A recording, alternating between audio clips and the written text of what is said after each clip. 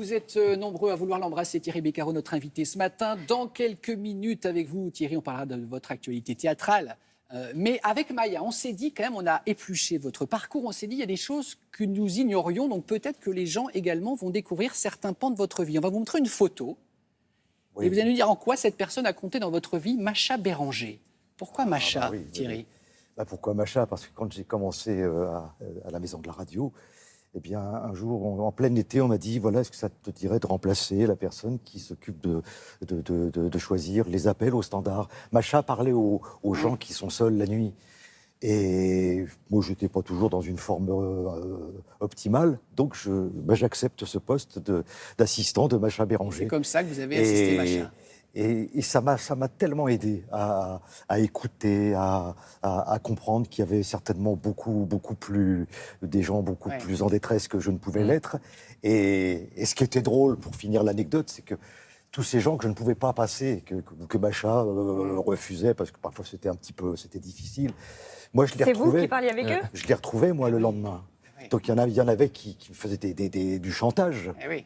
Pour passer. Ah, moi, alors, vous voyez, Thierry, si demain, ce soir, j'ai déjà pris 3 pilules. Oh là là. Donc, je repartais chez moi, j'étais désespéré. C'était éprouvant. Et le lendemain, à minuit, ça sonnait. Hop. Oui, bonjour, c'est Geneviève. Et voilà. Et c'est comme ça que j'ai appris beaucoup de choses à écouter et à donner. Et il y a une autre photo qu'on voulait vous montrer, c'est celle de Guy Lux. Pourquoi a-t-il compté Guy Lux? Ah là, Guy Lux, c'était une de mes premières télés. C'est ça, ouais. Cadence 3, je crois. Ouais. Et là, il me présente, là, vous avez toute la famille qui vous regarde et tout. Ouais. Et là, il vous présente un jeune animateur prometteur. Faites entrer les vachettes. Et là, tout s'effondre. Thierry Bocarno. Bocarno, ah ouais. Et là, c'est... Ah ben, j'imagine. Voilà. Regardez la tête. Regardez le tout jeune Thierry à cette époque. Alors, c'était l'époque. Mais où j'avais encore des cheveux. Oui, mais en plus frisé, hein, dites donc. Ouais, j'étais un peu Julien Clerc, quoi, un peu. Oui, mais c'était très ça. C'était l'époque. Hein. Ouais. Voilà. D'ailleurs, je vais vous chanter une de ces chansons. Thierry, vous êtes un personnage populaire, solaire, aimé, on le voit encore ici ce matin. C'est dire si l'émotion aussi a été vive pour le public quand on a découvert votre histoire personnelle, le récit d'un enfant battu par son père. Vous vous êtes livré en 2019. Avec un peu de recul maintenant, est-ce que vous avez craint peut-être que le regard change sur vous, et est-ce que ce fut le cas? Non, j'ai pas eu peur de ça. Au contraire, j'ai reçu tellement d'amour après la publication de ce livre.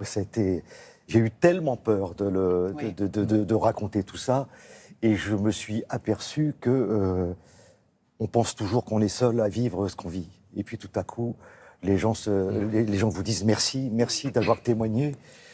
Et c'est un peu notre rôle à nous, si on a un peu de notoriété, si on a des choses à faire passer, qu'on en profite pour celles et ceux qui ne peuvent pas le faire. Ouais. Et moi, en publiant ce livre, je me suis aperçu que j'ai drainé avec moi des milliers de personnes qui se sont retrouvées. Et comme je l'ai dit souvent, c'était pas forcément le même malheur, mais c'était la même douleur, quoi. Mais Thierry, comment on se retrouve sur scène? Il faut de la confiance en soi pour aller sur scène, se présenter face à un public. Vous l'avez puisée où, cette confiance? Justement, c'est le théâtre qui m'a donné la confiance en moi. Je raconte mes premiers pas sur scène à Meudon-la-Forêt. Le prof, qui s'appelait Robert Kimisch, me fait jouer le rôle d'Horace.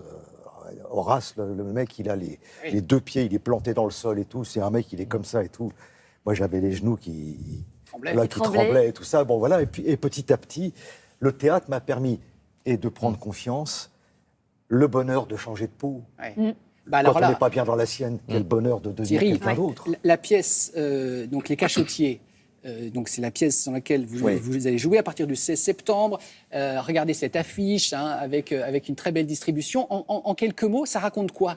Parce que c'est une vraie comédie. Ouais, c'est une comédie écrite par Luc Chaumard, elle est mise en scène par Olivier Massé, et je peux vous dire que on a joué ensemble du Feydeau. Ouais. Je peux vous dire que cette pièce, si vous aimez Feydeau, si vous avez aimé les personnages de Un éléphant ça trompe, cette espèce de relation entre les copains, Étienne, Samuel... Là, on voit Didier Gustin. Didier Gustin, vous avez Julien Cafaro. Ça, c'est... Oh, vous êtes bien avec votre petit bonnet, là. Et imaginez que ces 3 amis ont chacun une cachotterie, quelque chose. Voilà, que l'autre ne doit pas savoir. Et il y a vraiment une série de quiproquos, mais incroyables.